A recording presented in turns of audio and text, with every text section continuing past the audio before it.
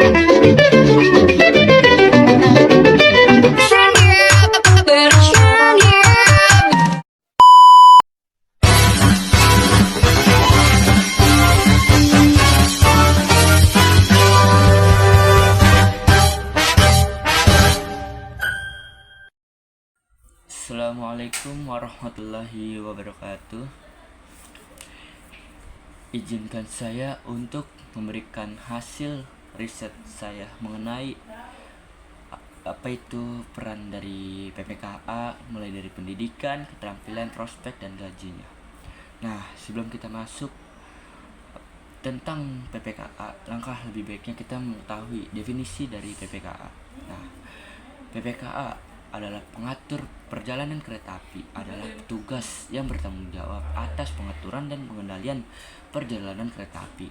Nah, PPKA sendiri itu untuk memastikan bahwa semua perjalanan berjalan sesuai dengan jadwal yang telah ditemukan atau ditentukan, dan memastikan keselamatan perjalanan dengan mengawasi pergerakan kereta di wilayah operasinya. Nah, mereka itu bekerja dari di satu stasiun atau pusat pengendalian kereta api dan komunikasi secara langsung dengan masinis penjaga sinyal dan tugas lainnya untuk menjaga kelancaran dan keamanan lalu lintas kereta. Nah, yang kedua, kita harus mengetahui pendidikan yang kita butuhkan di dalam PPKA. Nah, menurut hasil dari saya cari di internet, minimal tuh SMA atau SMK atas sederajat untuk menjadi PPKA. Nah, untuk lulusan SMK atau SMK bisa langsung daftar, terutama di kejurusan yang terkait dengan transportasi atau teknik.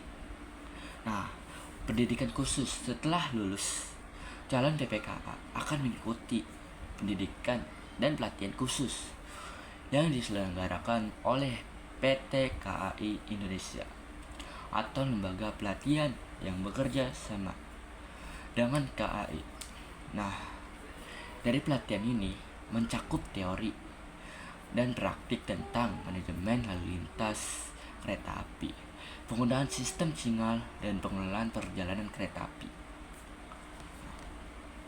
Sertifikasi PPKA harus memiliki sertifikasi dan izin resmi dari KAI-nya langsung untuk bekerja, yang diperoleh setelah menyelesaikan semua pelatihannya dan lulus dari ujian kompetisi yang diadakan oleh otoritas perkeretaapian. Nah, yang ketiga, kita harus tahu apa sih yang dibutuhkan dari keterampilan menjadi PPKA. Nah, keterampilan manajemen waktu, PPKA harus mampu mengatur dan menyesuaikan jadwal perjalanan kereta api dengan tepat, terutama jika terjadi keterlambatan atau perubahan kondisi jalan atau di jalur. Kemampuan komunikasi yang cepat dan jelas sangat penting di dalam perjalanan kereta api tersebut.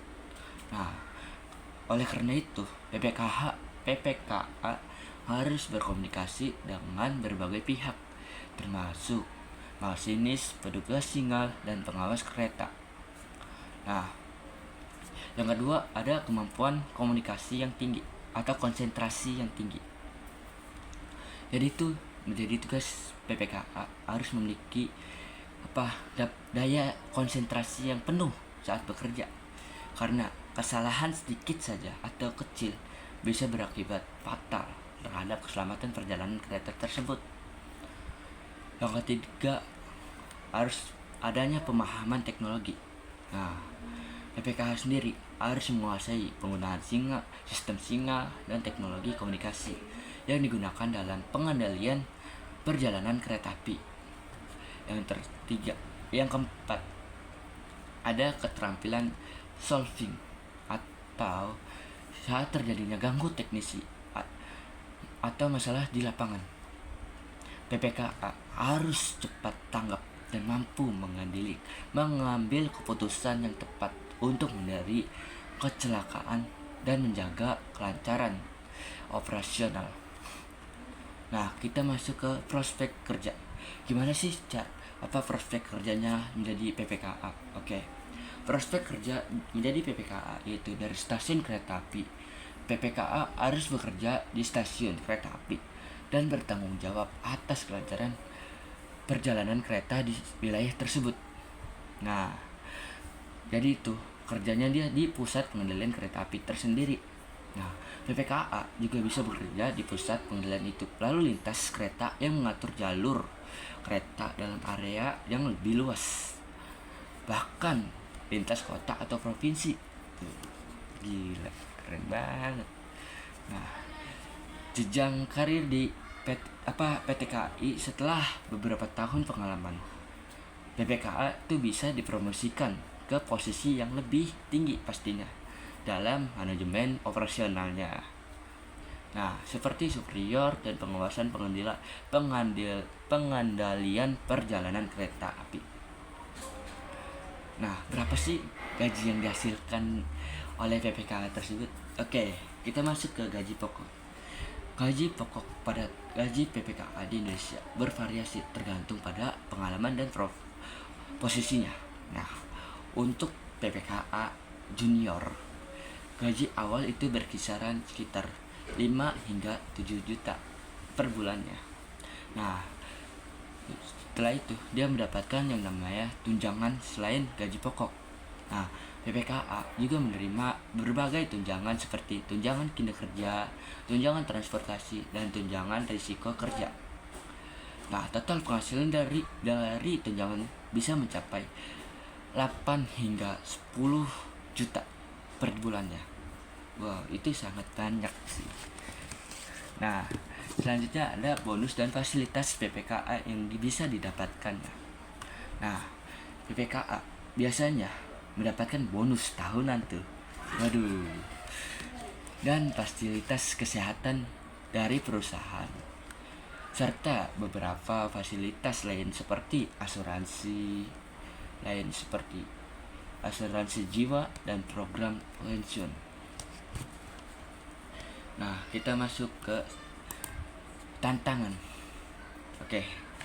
Tantangan menjadi PPKA itu sebenarnya guys mudah ya. Itu sangat besar. Pertama, dia harus bertanggung jawab besar. Nah, PPKA memegang tanggung jawab tersebut dalam memastikan apakah perjalanan kereta api itu aman dan tepat waktu.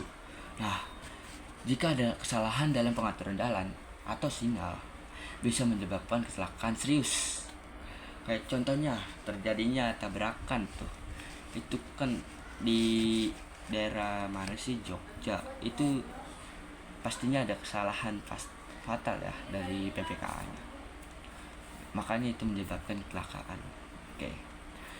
Udah gitu, PPKA juga memiliki jam terbang yang fleksibel. Nah, PPKA sendiri bekerja dalam sistem shift, bukan 24 jam ya, tapi shift termaksud dalam hari dan akhir pekan. Karena operasional kereta api berjalan 24 jam, maka dari itu diadakan yang namanya sistem shift, bergantian kerjanya. Jadi gak 24 jam orang itu tuh kerja terus. Selanjutnya ada stres tinggi. Maksudnya di sini stres tinggi adalah pekerjaan ini menuntut konsentrasi tinggi yang membuat kita tuh harus penuh menguasai lah jalur tersebut dan sinyal tersebut. Dan itu juga bisa menyebabkan stres buat kita sendiri, terutama saat menangani situasi darurat atau gangguan pada jalur kereta api tersebut. Nah, ternyata kita sudah sampai terakhir, yang dimana pada terakhir tersebut kesimpulannya, PPKA adalah profesi yang menuntut ketelitian dan bertanggung jawab tinggi dalam menjaga kelancaran dan keselamatan kereta api. Meskipun penuh tantangan, profesi ini menawarkan prospek karir yang baik dengan gaji yang kompetitif dan peluang untuk berkembang dalam manajemen perkeretaapian. Oke, sekian hasil riset yang telah saya cari. Kurang lebih mohon maaf jika ada kesalahan dan perkataan yang kurang baik. Mohon maaf maafkan. Kurang lebih mohon maaf. Wassalamualaikum warahmatullahi wabarakatuh.